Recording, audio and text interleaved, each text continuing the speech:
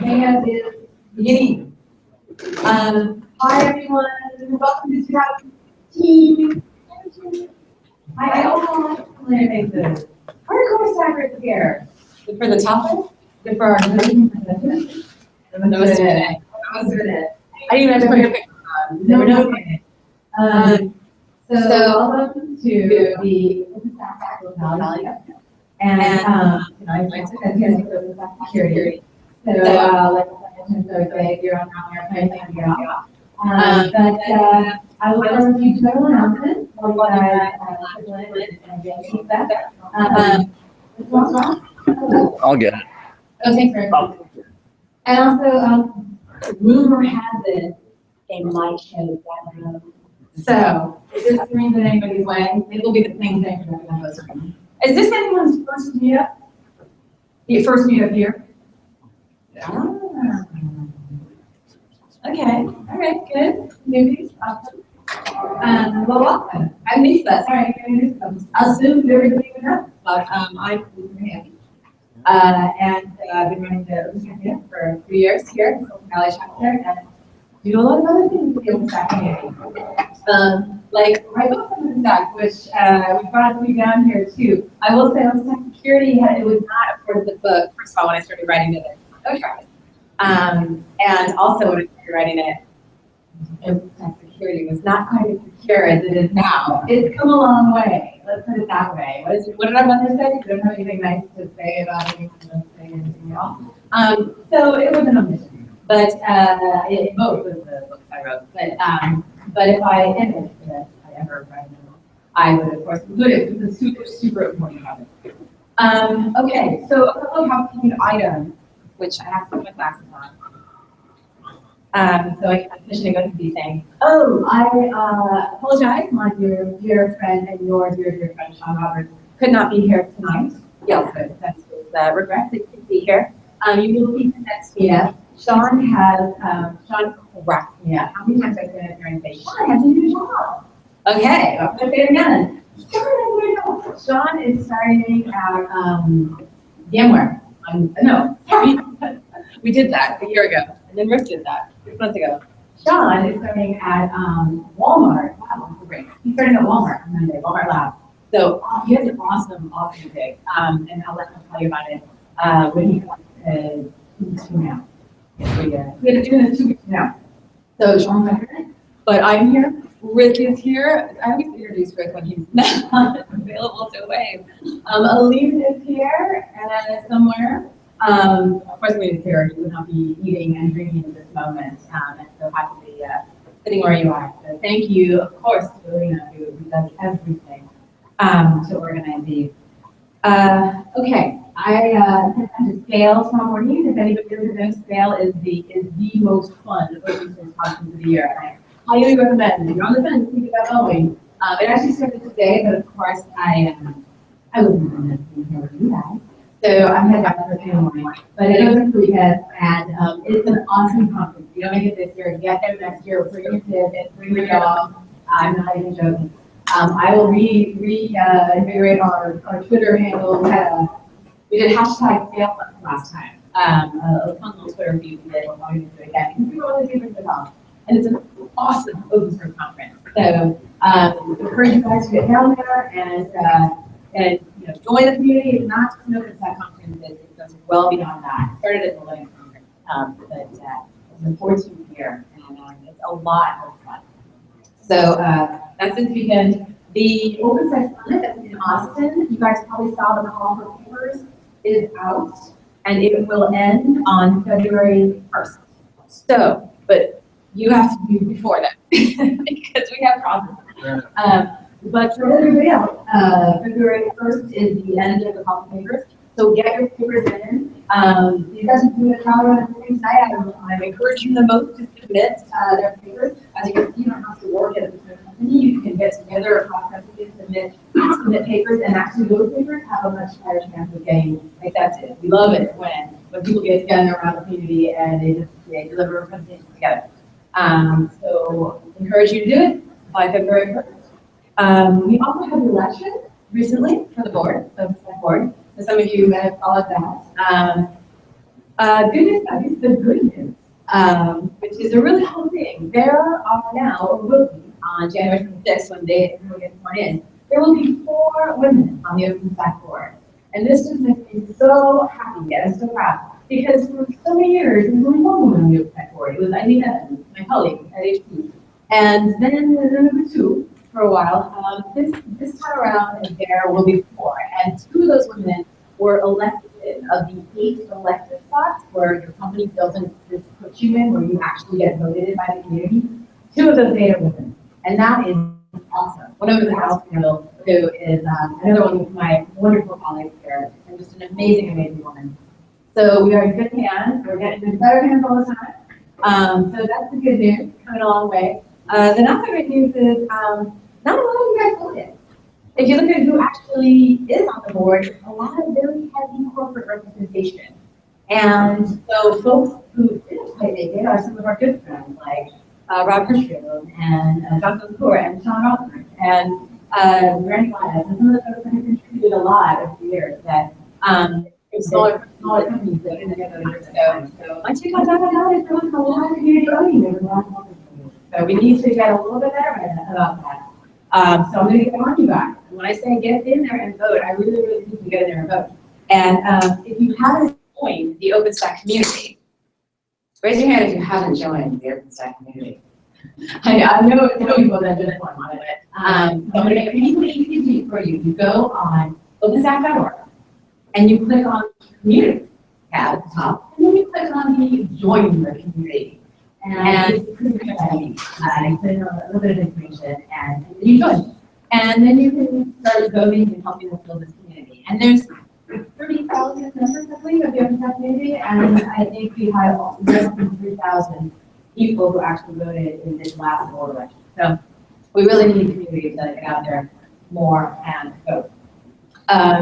Okay, so there's another meeting bonus we're talking about next week. We're starting a DevOps developer meetup that's going to be geared at developers, geared at marketing topics and marketing people. And so this Tuesday, 26th, it's in San Francisco. This Tuesday, 26th, we have a panel of 6 developers from a lot of open source companies, and they are going to be talking about what they good things about marketing, things that make them happy about marketing's good, bad, and ugly kind of things. And but it's a developer community that a lot of developers are put in a position to do more marketing-like activities, and a lot of companies are looking to market more to developers. And we're trying to help. You know, as I've been in this role, which is in that weird gray area for like the last 3 years, I totally from both sides, and so we're trying to kind of build these bridges, and we just had a fun development event that would actually discuss and by marketing, we don't mean marketing like business issues, because you all as developers deal with that, especially as you are put into roles in your organization. So you can look on meetup.com for that. It's called Developer SF Marketing, something like that. Anyway, it's a meetup that's on Tuesday in San Francisco. So pretty easy to find off of meetup.com. And then, so for the next meetup here, I've invited Adrian Otto. I know I've been teasing you guys with this topic ever since last summit, and Adrian and I brainstormed this. But Adrian's detailed Magnum. So Project Magnum, as you know, is focuses on. It was started by the OpenStack container team, and it focuses on integration, container technology like orchestration of containers like Docker and Kubernetes, and having them act as resources of OpenStack. And so that is a really, really cool topic because everybody wants to talk about containers, and they are now in OpenStack. So that's a really good thing. It's a really cool project. So we're going to have Adrian here. I couldn't get him to commit to the 4th by the time this meeting started. So it might actually be the 2nd Thursday in the month, the 18th. But we're going to get him in. And so check the meetup site out. Will be a fun, hot topic. And then the last thing, Sean and I talked about this right now. I think we're going to move it up to once a month instead of twice a month. Okay, good. All right, so we decided we need to have It will probably be once a month, but that'll make sure that we have really good topics for you guys and really great speakers like the nice that we have tonight. And we're going to continue to have a lot of fun. Bless you, whoever that was. So, any questions? Everyone have a crappy vacation? Oh, wow. Too bad. I had a great. Uh-oh. What happened? It's dead? It was on for a while. It went on and off too, so that's really weird. So I'm just going to turn this off. I apologize. Not my fault. I don't know how to get the TVs working. Did we? We don't have it anymore. I don't know. I swear we've been doing this for 2 years here, and every time something doesn't work that used to work, and something does work that doesn't work, and I always wonder. Every time I come here, I'm always curious to see the room setup. Today it was possibly the worst setup I have ever seen, and we have this one room where we're not allowed to move the furniture. But you guys moved the furniture? Oh God. Alina says she's going to tonight, and then she's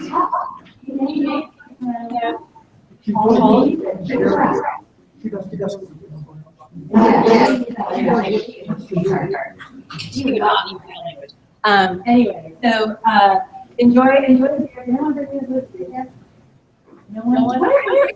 The holiday spirit. It's okay. It's always a big left.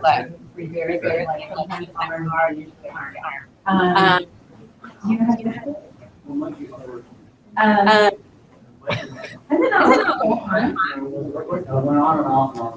It did. Kind of like that scream. Okay, but you guys just sat there and were like, "It doesn't matter if I hear her or not." Okay. I don't usually have. I usually down here on you guys. So okay, well we need to get this working for when you guys are doing Q&A. So Q&A, if you want to interrupt about it, you can interrupt about it. You can play. However, make sure you wait until someone runs over to you with the microphone, because for the hangout we need your lovely voices on the microphone. So just so you don't have questions and raise your hands. That's ourselves. Okay, so we're not going to. Alina wasn't going to kind of fit. We all have to be on the second floor. All right. Sorry. Move our. Moving rectangle and you ran. Okay. Okay, then if you guys want to interrupt them, then you can also take questions at the end. And they really nice to like showing you demo. And you guys can come and take it away. Thank you, Travis. Thank you, Eric. I didn't really introduce you, but Travis and Eric from OpenStack Security. Hello. Travis is my team, Eric from Gambler. Is this one?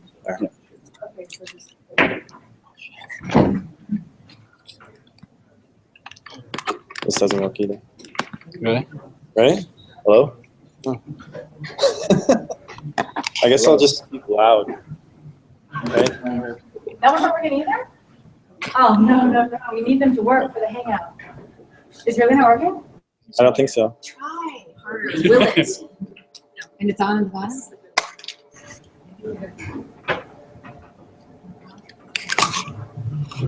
Hello? Oh, I can hear that. It's the universal tech I fix. know. It's like 2015 is over. And I'll put this here, but I don't think it's working either. Oh, no. This is because we're attacking the projector over there. Right, exactly. Oh, man. Is that one working? If No. you can't hear, then just We can hear. Hearing's fine. You wanna- It's hearing. It's recording. Okay. It's just that projector. All right, we'll go ahead. My name is Eric Brown. I'm a senior MTS at VMware, where I focus on security. I'm also a member of the OpenStack security group. Your mic is off. Your mic is turned I off. work here at HP. Again, yeah, I try. I'll just speak loud. Who are you guys? Anyone here is interested in security things? Hopefully. Sure, everyone's. Hopefully. Yeah, like Do you guys have developer backgrounds? Who's a developer? Sorry. Cool. Is anybody here a security person? Awesome. Cool. Good to see. So, this is kind of brief, so feel free to ask questions along the way. We'd love We to don't have mind. questions. We'd like to make it really interactive for you. So if you have something you want to know more about or we can do fast, you want us to slow down, please just let us know. We're happy to accommodate anything. All right, so our agenda is we're going to do a brief intro to OpenStack. I know a lot of you already know OpenStack. Talk about the state of OpenStack security, some of the security group projects, and about the security group in general. So really, OpenStack is a project founded by Nick Raspberry back in 2010. It has a huge code base, mostly Python. You guys know. But it's an infrastructure service, and these services typically are compute, storage, network, and identity. And OpenStack, these services are advanced for image service, keystones, or identity, Horizon for UI, use, and standard volume to transfer your network. But this slide demonstrates kind of the typical view of OpenStack and how people generally see it and its interactions between these services. And this is our funny slide that shows how security people see these interactions and the potential for vulnerabilities between these services. So the state of OpenStack security. So, sorry, let me cheat here.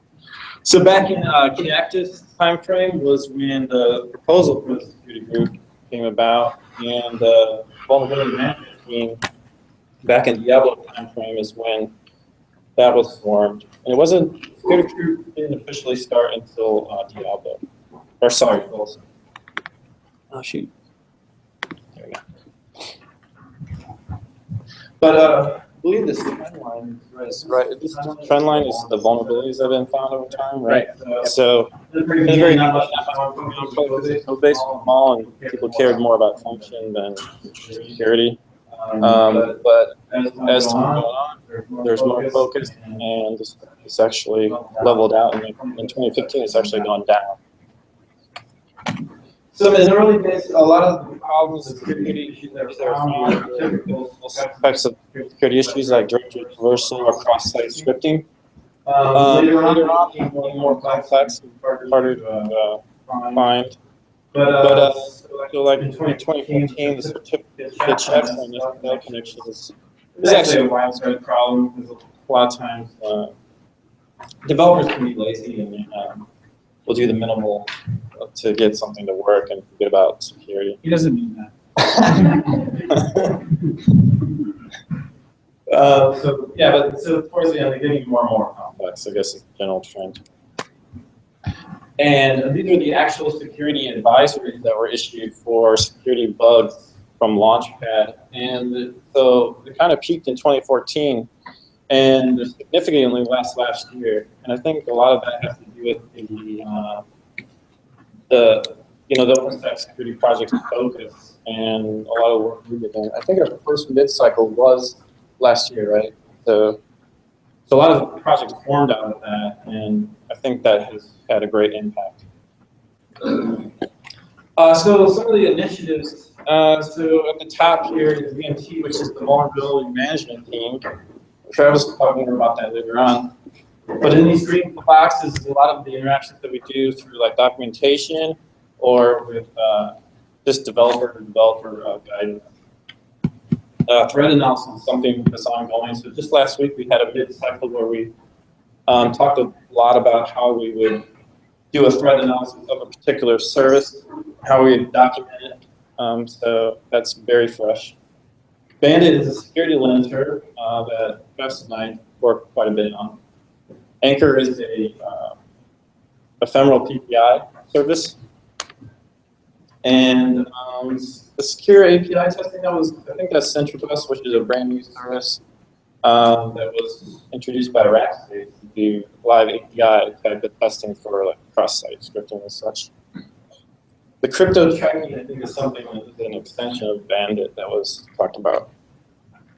So quite a few initiatives that we participate in.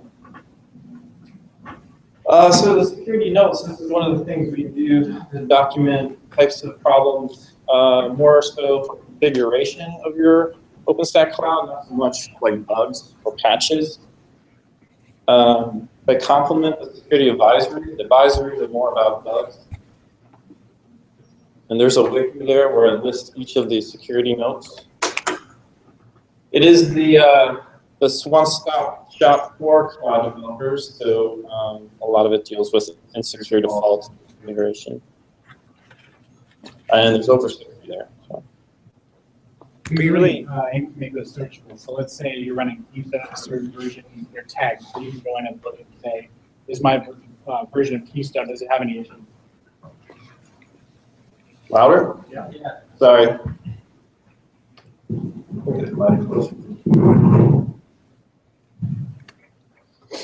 So an example of a security node. Back last year, there was a Keystone issue where the tokens couldn't be accepted after the revoke.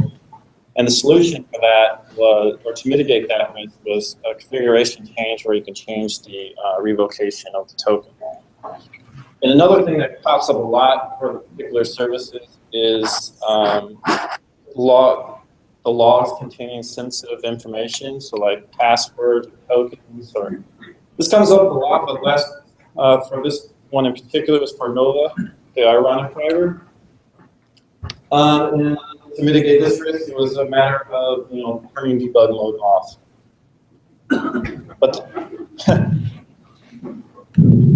But there are bugs that fix it and releasing.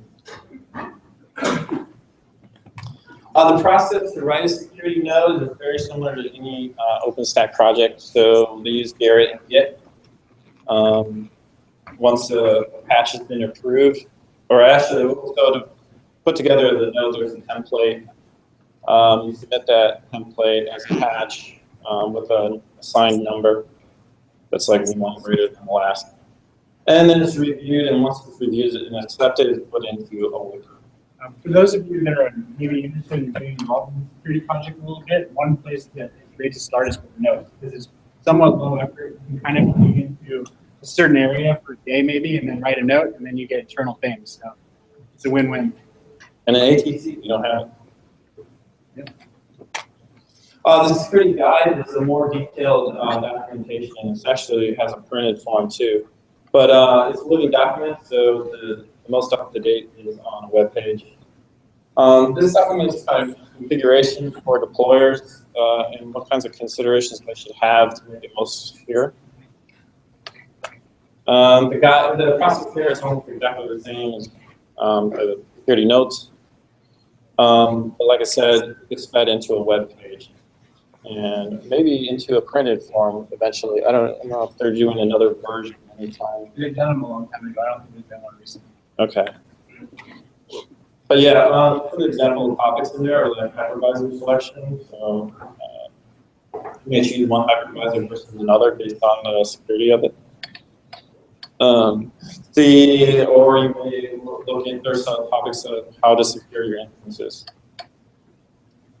And there's the links for the printed and the HTML form. So you can order the original book, but it's outdated. So Bandit is a project we worked heavily on. Bandit is a linter that in Python code and how to find vulnerabilities based on API use. It finds things such as unsafe functions and libraries that are used, or like command injection, or weak cryptography. So say if you like generated an RSA that was like only 512 bits, and it would flag that it's like a high severity. Is that anybody doing it or dependencies? Yeah. I mean, we do state source, we think it represents the state-of-the-art Python security code check. So you have to do it like Python, like security. Definitely check it out. It should be easy to run in your problems or something.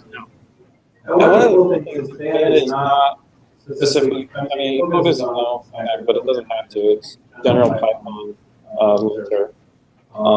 Actually, we found out today, like, both Uber and Lyft are using it, which is interesting. There's nothing with OpenStack, but we are using Bandit. This is an example of Bandit. So In both cases, you have a XML and a YAML type of file system. It's actually used because there's documented ways, safer ways to handle input. So especially if input came from like a UI or CLI, and the user is able to inject some data, these kinds of things will flag it. Input's in big bold red, to let you know that's a high severity. It actually has a confidence factor, which is nice because it'll indicate how well we can identify whether that is actually a security issue or not. So Beta is open source. Like I said, is focuses on OpenStack, but doesn't have to use it for OpenStack. It just works on any Python project or any Python code base. And it runs really quickly and doesn't use much resource. It's really easy to use. So I recommend checking it out for sure, or contributing. And up. All right, see if we can keep the mic alive. Can you guys hear me all right? Awesome. Okay, vulnerability management team is the first thing I'm going to discuss. Have you guys heard that at all? If you haven't, you might want to check out an OpenStack security advisory. The vulnerability management team, their function is really important because every software project has security issues, and the vulnerability management team is responsible for driving that through. So somebody will report an issue, and then they do triage. They make sure that the issues are fixed confidentially, and then eventually they do what's called an embargo disclosure, where stakeholders are invited to see the issue a couple weeks early so that they can make sure that they're fixed by the time it's publicly released. And the output of the vulnerability management process is OpenStack is advisory, a security advisory, and it's similar in format to CB. So this is the entire process that they follow. See over on the left is when somebody reports it, hopefully responsibly, and then they'll call in subject matter experts to help assess the criticality of that issue and how it should be fixed. Somewhere around the middle here, you'll see that there's patches being developed, and those are done privately. So the idea here is that we really keep it to as few people that need to know this as possible, because a security issue, the more people that know, secrets get out, and then all of a sudden you get a 0 day, which I'll get to in a minute. Over towards the middle on the right-hand side, you can see the embargo disclosure. So this is big time stakeholders, people that are running large OpenStack environments, and we give them early access so that they're able to fix their stuff before the public knows about it and people start using it against them. And then finally, the patches get made public and the advisory published. So this was a completely random chosen security advisory, but it's a little bit interesting because it doesn't actually follow our normal process. So in November 2015, OffSite being vulnerability reported in Horizon and its name field, and then a couple of months after that, it actually publicly disclosed, which is really bad.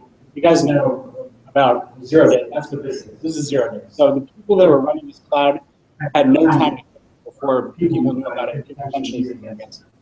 And then a couple weeks after that, CDB was decided by the advisory published. This is not an example of normal vulnerability management process. I chose it completely randomly. I left it up because it is interesting. Normally, the vulnerability management happens very smoothly and everything works well, but I mean, we can't control if somebody's going to disclose something, and in this case, that's what happened. This actually happens, sometimes because a developer will open a bug and then immediately put a patch out for review. And then once you've done that, you can get public. Right. People are so used to the Garrett workflow that they're trying to fix the issue, and then they totally forget to push Garrett. And once it's on Garrett, everybody knows. So, all right, completely switching gears. This is something I think a lot of you might be interested in, which is our secure coding guidelines. Since a lot of you said you're developers or testers, basically the problem that this is aiming to solve is that people want to do something, and I want to use a temporary file in Python. I don't really want to spend like a whole day becoming a Python temporary file expert. So what I want is a place I can just go and look and see the correct way of doing it and codes that I can copy into this from. And that's exactly what these things do. It's just a quick blurb. You go, you can read the whole thing in 10 minutes. It tells you the correct and incorrect way of doing something. And whenever it's possible, we give you code snippets. You can copy and paste it on something some weird stack overflow thing that's insecure. For those who are architecting, this is a great place to get started also because these things are written quick. It's nice small work, and you contribute and you'll be helping out people instantly. So I highly recommend you get involved in things if you've got maybe a spare second or two and you're interested in security things. And even if not, if you're a developer, you can go and do things because that's very powerful. Okay, it's completely separate here again. Developer background.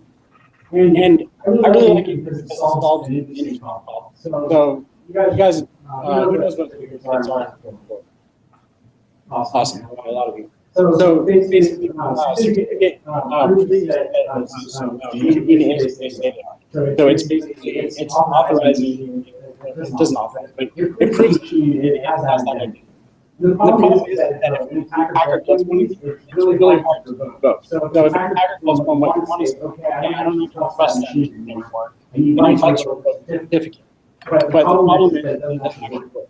A couple of ways to do this, one talk about the replication list, which is what most browsers use. OCS has similar problems, but they list really big, and so it slows down performance, and hackers document downloading the list anyway. So really, I mean, there's not a good solution. OCSP has a similar problem. You can block it. If it doesn't work, you have to fail open or fail close. Either way, for a bad decision ahead of you. So both of these systems don't really work very well. And Anchor solves this in what I think is a cool way, which is basically just issues you a short-lived certificate. So it gives you a certificate that's good for 24 hours. And if an attacker is able to get it, then it's dead after 24 hours. They can't use it any longer. I know what you're thinking. You're thinking, what happens if I want to take it away from the attacker before 24 hours? Remember this? At least with Anchor, you get 24 hours cutoff. So Anchor is what we do here. It's called passive revocation. It basically means that timeout on the certificate after the time we normally recommend about 24 hours. And Anchor can plug into your existing certificate authority. You can use rules with it. So say, I only want people in this IP to get a certificate or whatever. So it's a pretty cool solution for that. It's a project that's close to my heart. Centribus is another one of our tools. And basically what it does is API fuzzing. You guys, who's heard of fuzzing? Not many. Okay, cool. It is pretty like security inside baseball. The idea with fuzzing is that you throw a big data log against an application and you see if it reacts funny. And it's that simple. And by react funny, it might fall over, it might start slowing down, it might return something it's not supposed to. There's a bunch of different things. But that is just that simple principle. We're going to do something and we're going to watch your application do something bad. And so in the OpenStack world, when we're talking about fuzzing, we're going to do API fuzzing because a lot of our services have a REST API, and so we'll send it a JSON blob like the one you see on the screen. In this case, we're inserting a big blob of data into the name field against this backend API domain. So basically, we're putting a big blob of random data in the name field when we create a domain. And the output for Centribus looks like this. Basically, it's running a bunch of data. Fuzzing really works if you can let it, if you give it a big chunk of like rules that it can run against and let it go for a long time. And Centribus is cool because it's open source, it's easy to understand. We're going to have a lot of places where you specify where you can check data loads. We've got stuff going up to where you're not looking at it, you might figure out what the check means. If anyone wants to follow up the coding project, this would be a great one because it's really early. So if you want to make a difference in that whole project, this is a great place to jump in. Yeah, I think the only thing with this parallel replacement is stuff. Right. Applying other stuff would be a great help. Yeah. It wasn't really security. I mean, a lot of really good issues have been found with fuzzing. You remember there was a lot of lessons from last year. Those were found like using the state or less of all things. And then a lot of the OpenSSL issues recently have been found with Fuzzy as well. So that's the project. There's 6 of us and Doug. There's actually 250 of us, not too much than any time. Like it, somebody here from one of yours. There's a lot of ways to get involved. You can write some documentation if that's your thing. You know, contribute notes, developer guidance, security guide. You can hack some of those tools that we mentioned earlier, or write one. If you're in security, we can always use penetration tests or code reviewers. People are finding some bugs. Doing that, we have this code tracking. We'd like to know all the pieces of OpenStack where various bugs and if you have any troubles going on, we don't have the resources. So we definitely use them if anybody's interested in that kind of thing. And if you are, please join us on the OpenStack security channel. We also have the OpenStack meeting all on Thursdays at 17 UTC, which works out to 9 a.m. Cool. And then also the developers man list, if you use the security tab, we'll see that they're interested in security things. These are links for the things we talked about tonight. We can share this with anybody that's interested. I'll probably ask you the best way of posting the slides. And then we can get those to you if you're interested. There's links for everything we mentioned. And yeah, that's our presentation. We will do a demo. Yeah, might as well. Any questions? Yeah, I don't know. Okay, we have, I don't know if we are working with it. the other option is you guys can just repeat the question. So you mentioned behavior of developers using classic areas workflow. And if they discover something, pushing a fix, and then it's public, do you have a recommendation how we change that behavior? So there is a good workflow to use, which is that you file a bug, you mark it as a security bug, and then only the team members or people on the security group of the project you file it against will be able to see it. And then instead of Garrett, we typically just attach patches to that private launchpad security bug. So there's patches in files attached to the launchpad bug rather than the normal Garrett workflow. So how do we get? Oh, yeah, good question. Yeah. The process is good at it. If they have to have a problem. Right, yeah. I mean, your point, I think people are just so used to doing what they do, that they don't think about, like, oh, this is a security issue. They do something 500 times, and then the 501 time they're supposed to do something else, they just muscle memory. So that's a good question. I don't know. If you have any ideas, I'd love to hear about them. I think there's a lot of eagerness to get a commit based on Stackalytics and whatnot. So the general trend is like almost to put up a patch before the bug or open the bug like right at the same time. It happens a lot. And then it's too late. So just, I don't know. Maybe we need some education there that we need to.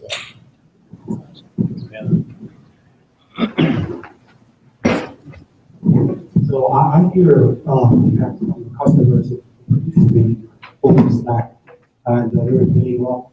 We're in OpenStack right now. And I know that security. So the question is, there are projects or interested in compliance framework on OpenStack. So that if I have policies for single nodes or whatever, right, and maybe based on the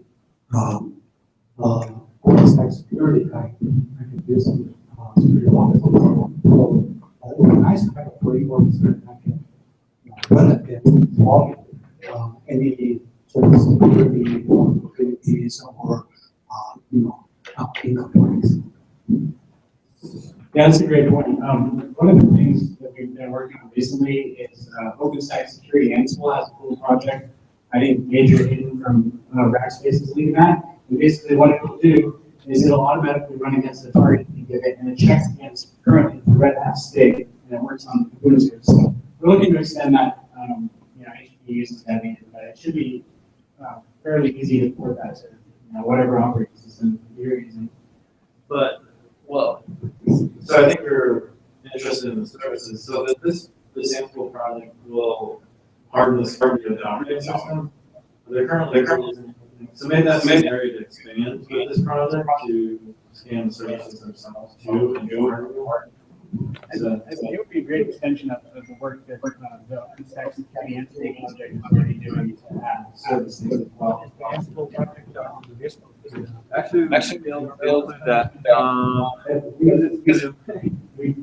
basically just were in San Antonio or Mexico last week, and a lot of us had expressed for the first time.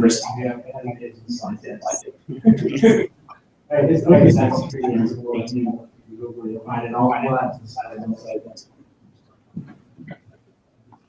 Any questions? We're gonna try it. I just wonder, is there any kind of secret effort like application level scan? Like the security, for example, a scan, like, the security content of the application. Question, please? So I'm not super familiar with Scout, but I think it's similar to Stick. I think there's someone that's but we believe that the security and we're working that we things like that, and we're using that against the Stick right now as kind of a starting point, but things like Scout would be fairly easy to extend as well to that framework. Yeah, I mean, the thing is that I'm saying Scout is because it's highly, integrated with other security tools like the NVT, whatever, data stuff. So it's easy to, for us to maintain the configuration and the security stuff. Or the same. Actually, if you come to the area station, I definitely look forward to talking more to you about that. Okay. So another question is, have we already compared the bandit with checkmarks? Because we really want to know what bandit can do for us at checkmarks coming out. I'm just curious. You any kind of comparison? What's the Checkmarks? Checkmarks is Checkmarks? I haven't heard of that one, but okay. Is it a Python based? Yeah, that can do for Python. But traditional 45 or already can do Python, but I think the checkmarks can do Python, right? Checkmarks is an enterprise. It's an enterprise pretty check. Yeah, okay. Is it a free tool? No. No. Yes, it's called. And actually supported by Candy Python now too. So one of the use cases that we really want to support is giving these open source projects a way that they can run Python checks automatically within the gate. So if it's a commercial tool in a lot of cases, then there's licensing involved. You can't run it for free in gates in a lot of cases. So we really like to have an open source tool that does these things for the OpenStack community. And we're actually running Bandit as part of the gate for several projects currently, including like Keystone, also various others. So, building it out. There was a question here in the middle. Yeah. Awesome. Good. Go. So of the OSSA and OSSN that you guys released, how many would you expect on that? So Anchor doesn't find issues like that. As far as Bandit, I think it's found some security notes and definitely some security advisors.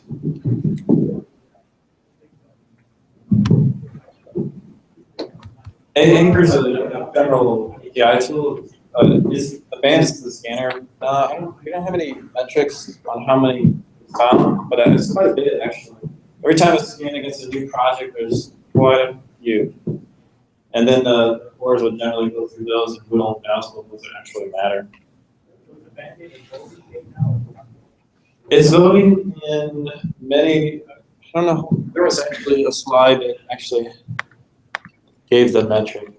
It's voting in Keystone. There's a few others I think it's voting in. For example, it's voting in Bandit itself. We have Bandit on Bandit. Inception. Yeah, Keystone looks like Keystone Client So one of the issues that we initially see is a project, we start using Bandit, and they have a few issues, and they can't fix them all at once, but they'd like to keep using Bandit. And so one of the things we came up with is the Bandit baseline tool. The idea of having that is that you run Bandit baseline, the current you're doing, you'll actual action out, back out the current Bandit, run Bandit, check out your current commit, run Bandit again, do a diff of the two, and just show you which issues that is not that. So even if your project has these things, Bandit baseline will make people run it maybe pretty much as you pick up Bandit. Right. Right. So, a lot of times, it's a machine that's looking at these things, right? And so it might look for something like insecure use of a random function. Now, let's say you don't really care if your random function is secure. It's got no security implication. Then it's still going to find it. You're using an insecure random function. So a lot of times, no seconds for something. The way that we advise people to use it is, I've looked at this, like person's looked at it, it's not an issue, so don't look at it anymore. Then. So the other thing is that temp files is really powerful. You have the plan to build it into also, maybe like also secure library, like wraparound. Yeah, so I guess for something like that, I'd say the Data Secure Coding Guidelines would be a good resource because we can't make you do something the right way. Bandit can just say, oh, the way that you're doing it doesn't look good to me. But a lot of cases, I have the suspicion that developers, it's pretty easy to do it the right way, it's just developers don't really know how to do it. So that's where the Secure Coding Guidelines really helps, because you can just jump over there, copy and paste the code, and have a solution running pretty much the same. Right, but you have full passion, wrapping your life,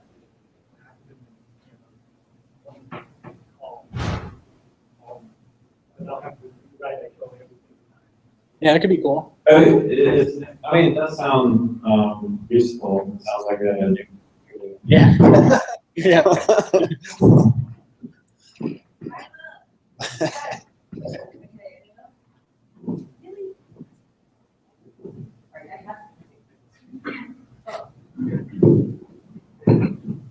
Okay, are we ready for the demo? Sure. Ready? And look, Richard, your house. Take it seriously with bringing you gifts, my holiday presents. By the way, I forgot to mention. I do post it on the book because, so if any of you are free, I'm more than happy to share the pizza. I'm sorry, Rocky, I didn't get you that before you went grab pizza.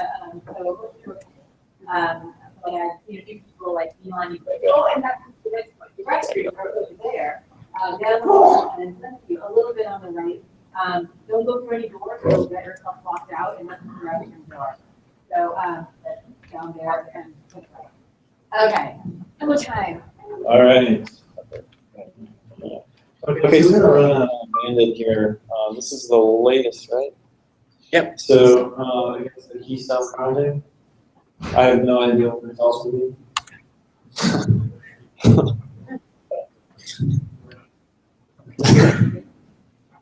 It's all gonna be good. No issues. So these blue ones are actually high confidence but low severity. So actually, a lot of these are probably not sufficient. And there's only 3 or 4. So maybe this project wasn't the best project, but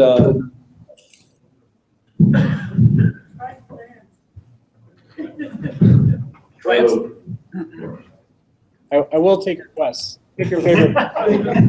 Pick your favorite project.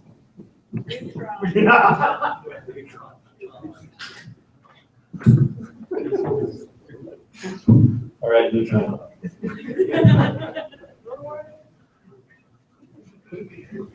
I agree with you. Neutron's my favorite project as well.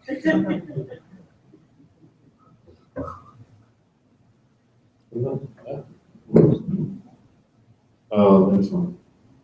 Medium. So this is a pattern that is ill-advised, is binding to the 0000, which is all interfaces.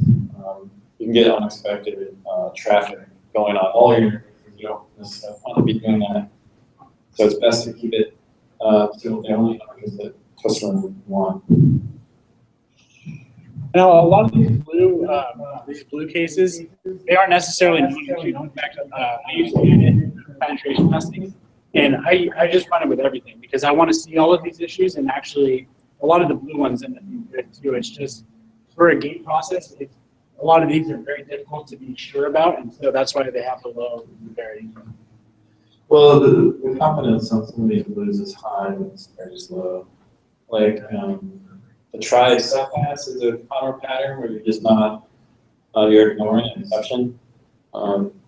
Which might be a big deal or it might not be a deal, and that's why in a gate it's kind of hard to see it, but in penetration tests you can be like, oh yeah, that's bad, I don't want to do that. But you have a question? That's interesting. If you make it complicated and the book is getting larger, Right. if I took A, it's no longer not. We've had this same discussion before.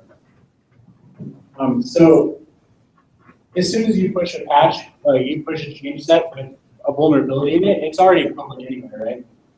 So Bandit might tell you that okay, there's an issue in this code, but everybody's got Bandit, or there's enough security people out there that can read your vulnerability anyway, and so it's not really telling attackers something they didn't know anyway. We would argue that it's better for developers at least to be aware of it so that they can fix it. So this is a good one though. Here's an example of SQL injection. So they've actually put together an entire SQL query in one string. And a lot of times you can get unexpected results based on the input. Like someone could potentially from your UI or CLI send actually SQL as part of the input in this case, which is like values. If you can get that deep into the code from the UI or something, then you can inject some nastiness. So that would be a good one.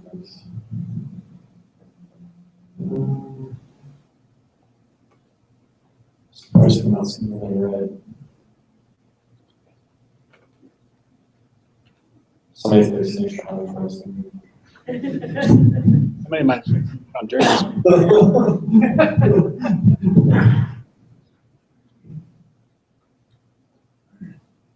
Yeah, and there's only needed, so any request for the number of parties to hammer. All right. Magnum, so we have something to tell Adrian about. I said pick Magnum so we can give Adrian crap when he gets here next week. I think Magnum is actually pretty good. Magnum is actually one of the projects that's looking at doing a voting ban at gate, I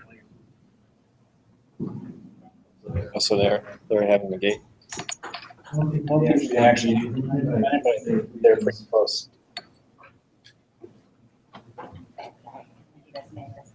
You had only tweets to 300,000 people. Wow.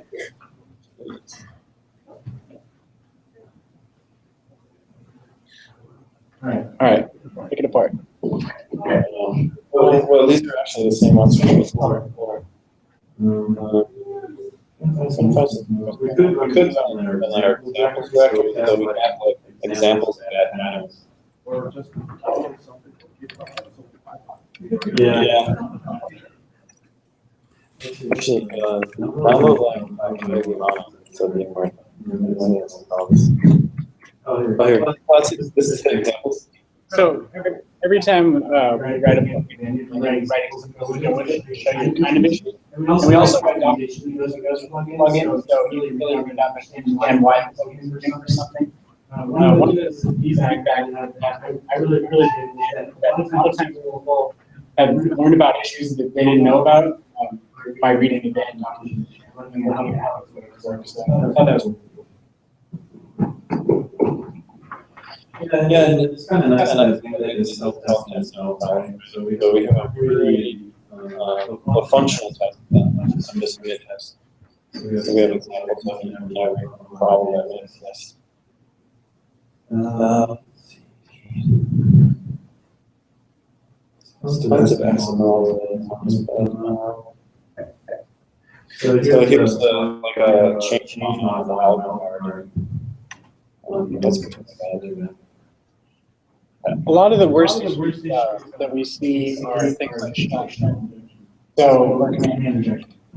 Basically, if you are, a lot of times we'll call like a process equipment with a shell equals true, which just runs everything directly on the Linux shell. And so you are forming your dynamic like that, and you take it from the user, then the user can drop a semicolon in there, exit out and then give you an entirely new run, which might be pretty bad. Definitely. So, one of the things I wrote was the weak cryptography. So, for our DSNPs, the recommendation by the government these days is that they're largely for start breaker. They actually want 2K keys. But, so this will flag any generation. So there's a couple libraries that generate weak keys like PyCrypto or Python cryptography. And this will flag if you had created one that was particularly weak. Does anybody have any questions about any of the stuff we talked about in Bandit or any of the other projects that you thought of since we've been doing our fabulous demo? Cool. All right, that's probably a wrap. All right, well, thanks everybody. Thank you. Appreciate your time.